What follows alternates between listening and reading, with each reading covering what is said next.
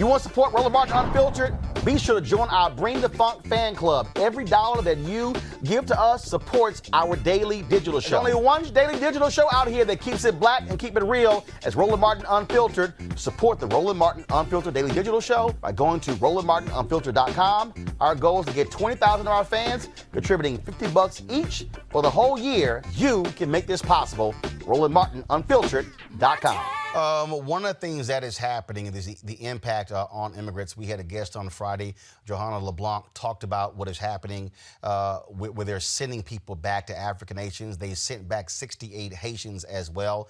Members of Congress have said, stop doing this because you could potentially be spreading the virus there. They're not actually checking these folks before they leave. And so how they are treating immigrants during this crisis just goes to show you this anti-immigrant administration.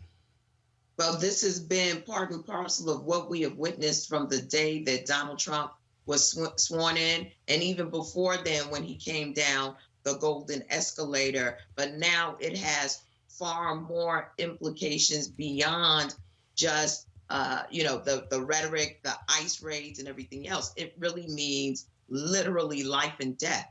And as long as we have this virus in the Western Hemisphere, whether it's the United States, it's the Caribbean, it's Latin America, we will never be rid of the scourge of COVID-19. So it's foolhardy for him to do through his administration what he is doing.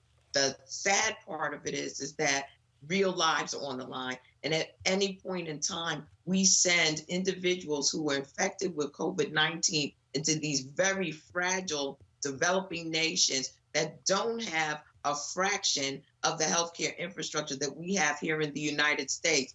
We are in for a disaster in the making. And so I would really appeal to the State Department and those people of goodwill to really address this issue of deportations at this stage while we are still combating this virus, while we are still looking for a vaccine that could perhaps make sure that we can save lives. There's so much work that we need to do in terms of focusing on the United States population, those within our families and our communities, and making them well enough so that traveling doesn't become a dynamic where we are actually exporting and importing people, infected persons in and out of the United States of America. One of the things that we talked about is that the reality is there are a number of people who are immigrants who are working on the front lines, who are essential workers, who are working at grocery stores,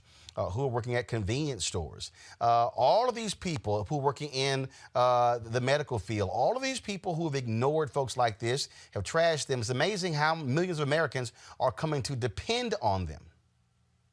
Well, again, our economy is fully integrated.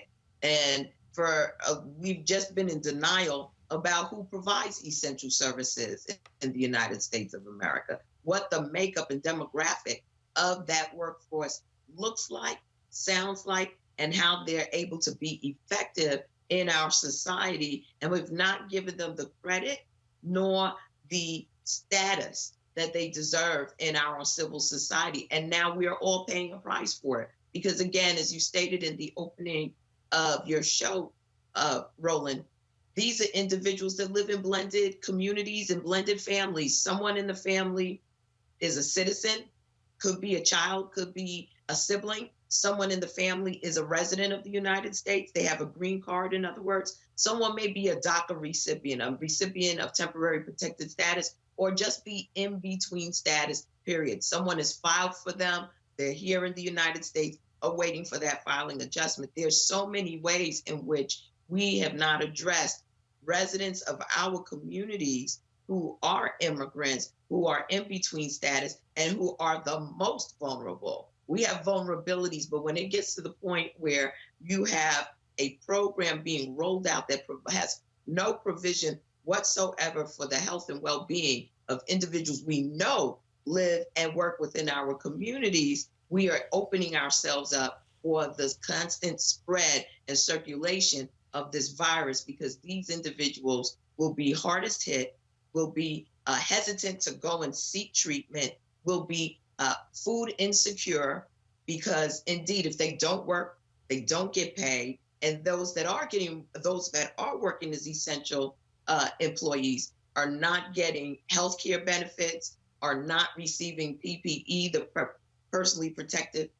equipment to be able to interface with the public. And we have, again, a circular disaster that is taking place with respect to the health and well-being of these individuals in particular, but our entire communities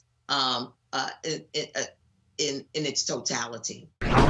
Every single night, we've got some of the top black experts. You're not going to see them on cable news or broadcast news because you swear black people aren't experts when it comes to this health crisis. That's why we have this show and why we do what we do every day on Roland Martin Unfiltered. Joining us right now is retired General Russell Honore, the nation's first black Surgeon General, Dr. Joycelyn Elders. John Hope Bryant, he is the founder of Operation Hope. Senator Kamala Harris of California, Dr. Sadrina Calder, retired General Lloyd Austin, Congresswoman Karen Bass, Commissioner Omari Hardick, Bureau President in Brooklyn, Eric Adams, Dr. Joseph Graves, America's Wealth Coach, Deborah Owens, Dr. Corey Abear, Patal Salt, Howard University student, Pastor Jamal Bryant, Dr. Christy McDowell, Benja Ajilore, senior economist at the Center for American Progress, Gilda Daniels, again, author of the book, The Crisis of Voter Suppression in America. 4 stars, General Kip Ward. Dr. Oliver Brooks is president of the National Medical Association, president of the American Medical Association, Dr. Patrice Harris. Joby Benjamin, Dr. Alexia Gaffney, infectious disease specialist, Dr. Georges Benjamin, executive director of the American Public Health Association, Malcolm Nance, family medicine physician, Dr. Jen Caudle, Dr. Tashaka Cunningham, a molecular biologist, Kat Stafford. She's a national race and ethnicity reporter for the Associated Press. Dr. Wayne A.I. Frederick, who is the president of Howard University, Congresswoman Yvette Clark from the state of New York, William Spriggs, AFL-CIO economist, Andrea James, executive director of the National Council for Incarcerated and Formerly Incarcerated Women and Girls. All right, let's go to Capitol Hill. Congressman Gregory Meeks, Congresswoman Eddie Johnson of Texas, Congresswoman Barbara Lee, Minnesota Senator Amy Klobuchar, mental health clinician Jamie Singletary, Prince George's County State's Attorney Aisha Bradeboy, as well as Dylan Hayrie, ACLU Justice Division strategist. Dr. Cindy Duke, she is a virologist. Principal Steve Perry of Capitol Prep. Health and wellness specialist Dr. Yolandra Hancock. Desmond Meade, president of the Florida Rights Restoration Coalition. Cliff Albright, who is the co-founder of Black Voters Matter. Michael Harriet with the Root. Mina McWhorter, founder of Love by the Hand. Dr. Julianne Malvo, economist, president, Emerita Bennett College. Coroner Michael Fowler is the mayor of Atlanta. Keisha Lance Bottoms, mental health therapist Suzette Clark. Justin Gibney, attorney and political strategist, and Bishop Vincent Matthews Jr. Dr. Suzette McKinney, CEO and executive director of the Illinois Medical District. Dr. Leon Madugal, president-elect of the National Medical Association. Jana Bailey, mayor of Moss Point, Mississippi, Mario King. We're going to keep driving this thing to make sure our people are fully aware, safe, protected from coronavirus. You getting the top medical experts, the top business experts, top political experts, top religious experts, because that's why we do what we do. Unapologetically and unfiltered. Ain't nobody else in the black media space doing what we do. Watch Roland Martin Unfiltered daily at 6 p.m. Eastern on YouTube, Facebook, or Periscope, or go to RolandMartinUnfiltered.com.